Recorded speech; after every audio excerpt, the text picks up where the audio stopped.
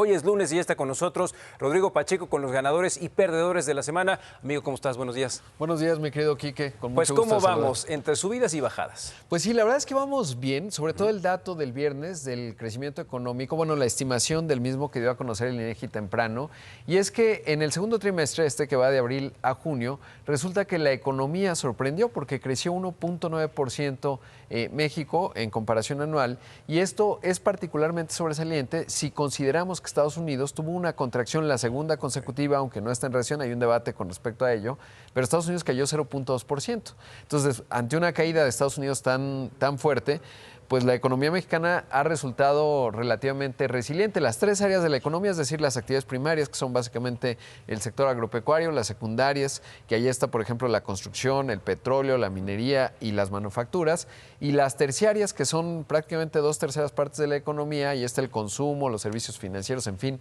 un montón de cosas. Bueno, pues han mostrado cierta resiliencia.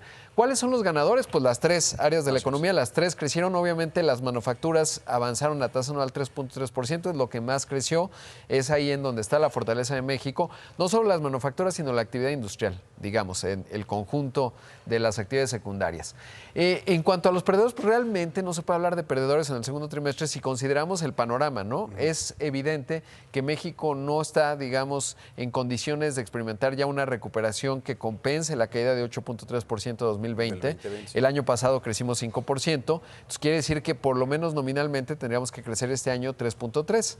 Aunque probablemente vamos a crecer quizás con estos datos 2%, 1.9%, pues todavía no alcanzamos, digamos, los niveles del prepandémicos en términos nominales, no alcanzamos a compensar esa caída, y eso sin considerar la inflación que se reportó la semana pasada, 8.19% tasa anual en la primera quincena de julio. Así que bueno, pues eso, digamos que no hay perdedores, pero sí hay riesgos, mi querido Kike. ¿Y cómo va el escenario frente a Estados Unidos? Al fin y al cabo, nuestro vecino está que va y viene entre una recesión y no.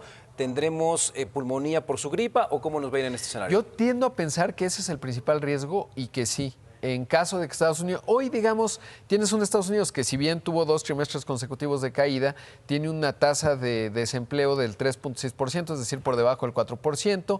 Realmente ese no es un problema, todavía ves ciertos niveles de consumo en Estados Unidos que van potentes. El asunto es que lo que está ocurriendo con la inflación es que los bancos centrales, el Fed, allá en Estados Unidos, aquí el Banco de México, van a subir la tasa de interés, y sabes que a mayor tasa de interés, más baja el consumo, más baja el empleo, y eso es lo que hace pensar que Estados Unidos puede entrar en una recesión.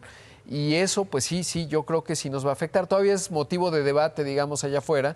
El subsecretario de Hacienda, Gabriel Llorio, todavía se mostraba optimista el viernes a propósito del reporte de las finanzas públicas mexicanas. Así que, bueno, yo creo que hay riesgos importantes de cara hacia la última parte de este 2022, sobre todo considerando lo que le pueda pasar a nuestro vecino, que absorbe, por ejemplo, el 80% de las exportaciones, y riesgos ahí, por ejemplo, en la atención que habrá ahora que viene todo el proceso de atender la solicitud de inquietud del gobierno de los Estados Unidos a propósito del TEMEC en materia de energía. Hay que estar atentos. Muchísimas gracias, Rodrigo Pacheco. Gracias, Ganadores Quique. y perdedores. Vamos contigo, Cris. Tenemos más información.